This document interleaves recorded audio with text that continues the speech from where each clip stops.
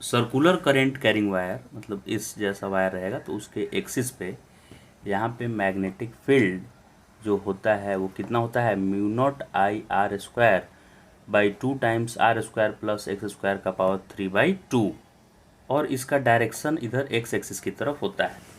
इसको याद करना थोड़ा कठिन है, इसलिए इसके लिए ये भी फॉर्मूला आप याद कर सकते हैं इसके जगह पर, कि सर्कल के सेंटर पे याद रहता है सबको, mu naught I by 2r होता है, तो mu naught I by 2r लिख दें और इधर साइन क्यू थीटा लिख दें, साइन क्यू थीटा, तो इससे भी सही हो जाएगा। यहाँ पे साइन थीटा क्या है, तो इसके एंड को ज्वाइन करेंगे सर्कल का, ये रेडियस इसका रहेगा और ये एक्स और ये थीटा है, तो साइन थीटा इसमें क्या लिखा जाएगा, हाइपोटेनियस हो जाएगा √r² प्लस एक्स स्क्वायर, तो साइन थीटा का वैल्यू होगा रेडियस अपॉन हाइपोटेनियस यानी r² प्लस एक्स स्क्वायर का रूट रेडियस अपॉन, तो इसका वैल्यू साइन थीटा की जगह पर रख दीजिए, तो साइन क्यू थीटा जब करेंगे तो वापस यही फार्मूला आ जाएगा। तो ये रिलेटिवली इजी है फार्मूला याद करना, mu naught I by 2r circle के सेंटर वाला याद ही रहता है और साइन क्यू थीटा सिर्फ लिख देना है।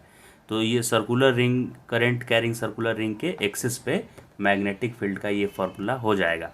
अब इस फार्मूला में जैसे ही आप x0 रखेंगे तो सेंटर के लिए फार्मूला आ जाता है mu naught I by 2r, और n तो नंबर ऑफ टर्न के लिए है।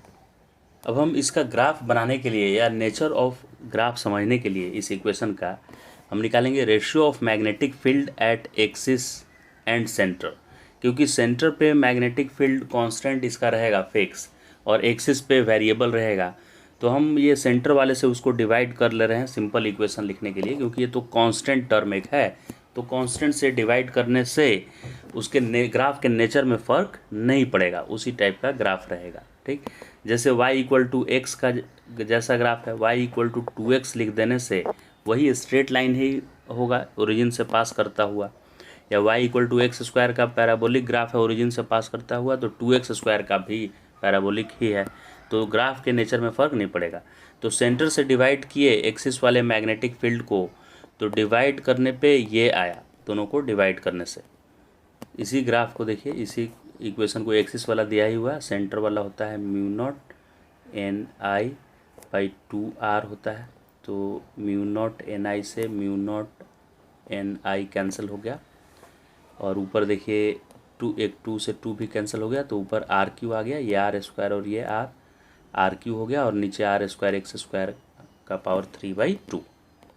फिर ये r³ को मैं लिख दिया r² का पावर 3/2, क्योंकि ये 2 से 2 कैंसिल हो जाएगा तो वापस r³ आ रहा है।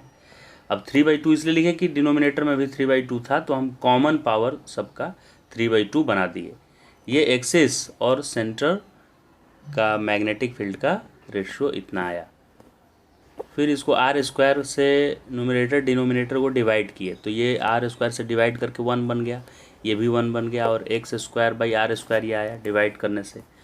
फिर 2 केस लेंगे, अगर x बहुत कम है r से, यानी कि कहाँ पे सेंटर के बहुत क्लोज अगर हम निकालने जा रहे हैं, क्योंकि x का वैल्यू मैंने बहुत कम रखा है रेडियस के रिलेटिव में, तो x कम है और r ज़्यादा यहाँ पे है, तो ज़्यादा से डिवाइड करके ये एक छोटा नंबर मिलेगा, तो इसको ऊपर फिर ले जाएंगे तो बाइनोमियल अप्रोक्सीमेशन इसमें यूज कर सकते हैं।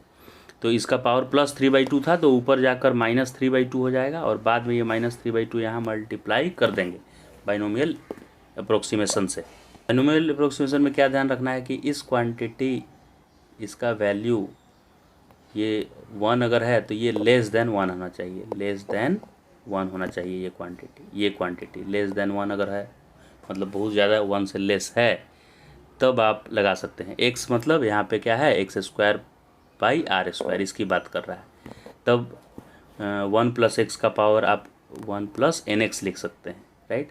तो हमारा तो 1 + x² बाई r² है और उसका पावर 3/2 है, तो हम ये x के जगह पर क्या लिखेंगे, x² बाई r², तो अप्रोक्सीमेशन लगा दिए, तो -3/2 x² r² आया। इसको देख के लग रहा है कि ये x² देखिए आया है, पैराबोलिक नेचर का है ग्राफ ना, और -x² है, यानी कि ये नीचे की तरफ ऐसे खुलेगा, नीचे की तरफ ऐसे इस टाइप का पैराबोला होगा, प्लस होता तो ऊपर, प्लस x² होता तो ऊपर की तरफ खुलता, तो ये नीचे की तरफ खुलता हुआ पैराबोला नेचर का, पैराबोलिक नेचर का ग्राफ आएगा इसका, मैग्नेटिक फील्ड का। किसके लिए? तो बहुत पास में, सेंटर के बहुत पास में, रिंग के सेंटर के पास में, आसपास में, आजू बाजू में, दोनों साइड में पैराबोलिक नेचर का होगा।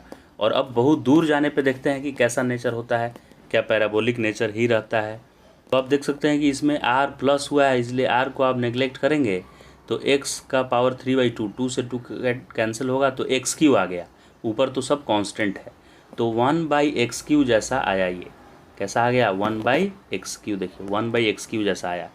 और ये b 1/x³ हाइपरबोला जैसा ग्राफ होगा ये, क्योंकि अगर x टेंड्स टू 0 होगा तो b इनफाइनाइट की तरफ जाने लगेगा, राइट।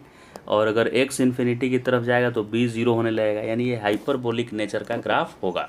तो हम ये समझ गए कि जो b वर्सेस x ग्राफ आने वाला है वो कुछ डिस्टेंस तक पैराबोलिक तो होगा ऐसे। अच्छा, सेंटर पे मैक्सिमम फील्ड है। सेंटर पे फील्ड क्या है? मैक्सिमम मैग्नेटिक फील्ड है।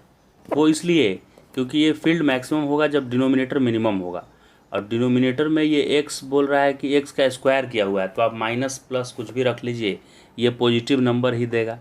तो इसका मैक्सिमम वैल्यू, ये डिनोमिनेटर क्या आना चाहिए? मिनिमम आना चाहिए b को मैक्सिमम होने के लिए। तो ये मिनिमम x 0 ही होगा। 0 के अलावा कुछ भी रखेंगे तो डिनोमिनेटर बढ़ेगा ही, ज़्यादा होगा। डिनोमिनेटर बढ़ेगा तो ओवरऑल वैल्यू कम कर देगा पूरे फंक्शन का, इसीलिए मैक्सिमम वैल्यू x = 0 पे मिला। तो ठीक है, x यहाँ पे मैक्सिमम हुआ और इसके इधर पैराबोलिक नेचर हुआ, और बाद में इन्फिनिटी की तरफ भेजे तो ऐसे पैराबोलिक ही नहीं गया, ऐसे नीचे हाइपरबोलिक होना है। मतलब ज़्यादा दूर जाने पे ऐसे हाइपरबोला जैसा हो गया, एक्स एक्सिस को टच नहीं करना है ऐसे। तो जो पॉइंट पे ये अपना नेचर चेंज किया ना, ऐसे पैराबोलिक से हाइपरबोलिक होने लगा, इसी पॉइंट को बोलते हैं पॉइंट ऑफ इन्फ्लेक्शन। क्या बोलते हैं इसको? Point of inflection. अब हम लोग फाइंड करेंगे कि आखिर पॉइंट ऑफ इन्फ्लेक्शन है कितना। तो ये पॉइंट ऑफ इन्फ्लेक्शन r/2 होता है। कैसे r/2 आता है, आइए देखते हैं। तो अगर कोई ग्राफ ऐसे पैराबोलिक नेचर का है और फिर हाइपरबोलिक हो रहा है, तो अगर स्लोप इसका आप ध्यान से देखें ग्राफ का, तो स्लोप पहले चेंज हो रहा है, स्लोप ऐसे चेंज हो रहा है, और चेंज होने के साथ स्लोप क्या हो रहा है, स्लोप का मैग्नीट्यूड क्या हो रहा है। देखिए पहले 0 मैग्नीट्यूड था, फिर कुछ तो स्लोप हो गया, नेगेटिव में ही हुआ, यानी कुछ तो स्लोप मैग्नीट्यूड वाइज बढ़ा। तो पहले मैग्नीट्यूड वाइज हम देखें तो स्लोप बढ़ रहा था, यहाँ 0 था और यहाँ तक आते आते बढ़ते हुए आ रहा था स्लोप। फिर इस पॉइंट के बाद क्या हो रहा था स्लोप, ध्यान से देखिए, इस पॉइंट के बाद स्लोप का नेचर क्या हुआ, ऐसा होने लगा, यानी फिर से यहाँ 0 होना है, राइट। तभी तो ऐसे हाइपरबोलिक होगा, ऐसे होना है ग्राफ को, ऐसे हाइपरबोला जैसा, यानी कि फिर से स्लोप कम होने लगा। यहाँ पे जो भी स्लोप था उससे फिर से कम एंगल बनाने लगा, कम फ्लैट होने लगा। फ्लैट स्लोप मतलब फिसलने का चांस, तो फ्लैट होने लगा, हॉरिजॉन्टल होने लगा ग्राफ। यानी कि पहले तो स्लोप यहाँ अगर देखें तो 0 से बढ़ा और फिर स्लोप बढ़ के और फिर से कम होने लगा। तो ये पॉइंट ऑफ इन्फ्लेक्शन हुआ जहाँ पर वो अपना चेंज किया नेचर।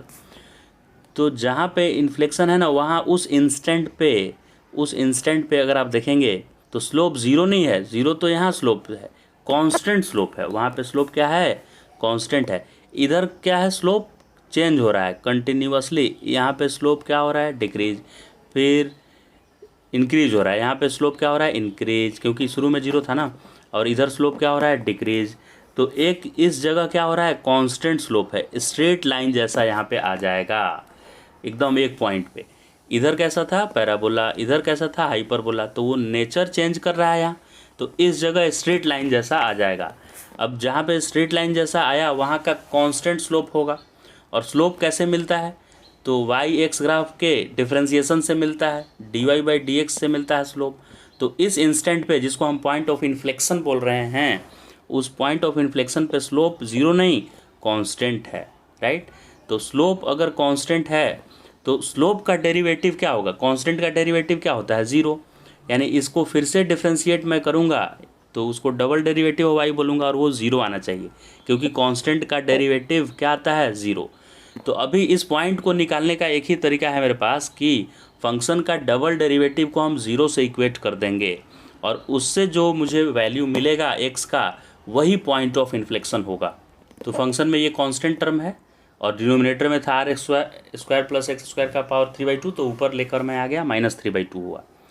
फिर ये कांस्टेंट तो आगे लिखते भी चलेंगे इधर, तो कोई फ़र्क नहीं पड़ने वाला है।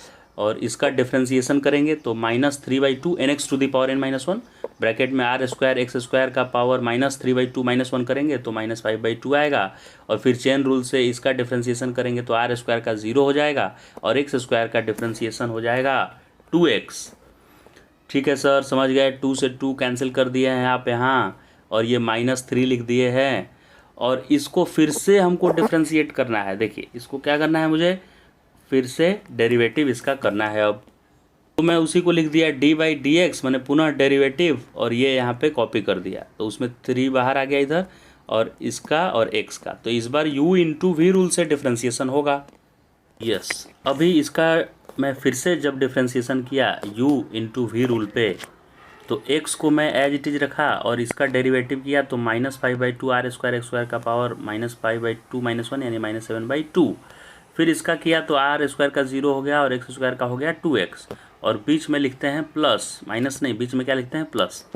और इस बार इसको रखना है मुझे as it is r square plus x square का पावर -5/2, और x का डेरिवेटिव करेंगे तो आ जाएगा 1। और ये जो इधर कांस्टेंट टर्म है, ये सब टर्म या -3, ये सब उधर जाके क्या हो गया, 0, क्योंकि 0 बाई एनीथिंग क्या हो जाता है, 0। ठीक है सर, समझ गया। ये -3 भी उधर जाके 0 हो गया। अभी क्या करना है, मुझे इसको और इसको सॉल्व करना है, राइट। और ध्यान रखिए ये टर्म हो चुका है भैया प्लस, क्योंकि u इंटू वी रूल में बीच में माइनस नहीं होता है, प्लस होता है। तो ये जो माइनस था ये तो ऐसे भी उधर चल के 0 हो गया है, 0 बाई एनीथिंग 0। ये -5/2 जब राइट साइड में जाएगा तो क्या बन जाएगा, +5/2, और r स्क्वायर x स्क्वायर का पावर -7/2, राइट। मतलब हम समझ गए कि सर ये टर्म भी प्लस हो गया और ये टर्म भी उधर जाके और क्या हो जाएगा, प्लस। ओके सर, समझ गए। उसको प्लस कर, ये प्लस था ही, और इसको भी उधर जाके प्लस कर दिए। तो अब ये इक्वल टू के उधर चला गया दूसरा, तो इसको मैं ऐसे लिख सकता हूँ, ये इक्वल टू हो गया और ये क्या बन गया, प्लस, राइट। अभी r स्क्वायर x स्क्वायर का पावर 7/2 माइनस में है, तो इसको इधर डिनोमिनेटर में ले आइए और बाकी के टर्म को इधर रहने दीजिए। क्या टर्म इधर रह जा रहा है, ध्यान से अगर आप देखेंगे तो ये x और ये x मिला के x स्क्वायर, और ये टर्म तो उधर चला गया है, तो इधर 5 और x स्क्वायर रह जा रहा है। क्या रह जा रहा है, 5x स्क्वायर। और दूसरी तरफ r स्क्वायर x स्क्वायर का पावर -7/2 है, और ये नीचे आएगा तो ऊपर +7/2 हो जाएगा। तो ये 2/2 मिलाकर 1 हो गया, r स्क्वायर x स्क्वायर का पावर 1 आ जाएगा। तो इधर 5x स्क्वायर आया था और इधर आया था r स्क्वायर, और x स्क्वायर का पावर ये सब नहीं था, ये सब कैंसिल कर दिए थे, का पावर 1 आया था। तो 5x स्क्वायर में ये x स्क्वायर इधर करिएगा तो 4x स्क्वायर आएगा, और इधर बेचारा r स्क्वायर रह जाएगा। तो x स्क्वायर का वैल्यू क्या होगा, 4 डिवाइड हो गया इधर, तो x इक्वल टू क्या आ जाएगा, +-r/2, यहाँ 2 लिखा हुआ है। क्लियर हो गया। अब देख सकते हैं कि ये वैल्यू आ गया हमारा x equal to +-r/2, right. तो r/2 he point of inflection है, इधर भी r/2 माइनस में। तो r/2 तक पैराबोलिक नेचर का है, और यहाँ पे हल्का स्ट्रेट लाइन कांस्टेंट स्लोप, और इसके इधर फिर आ जा रहा है हाइपरबोलिक नेचर का, राइट। तो इस तरह से ग्राफ हो गया मैग्नेटिक फील्ड का रिंग के सेंटर से डिस्टेंस में वेरिएशन के साथ।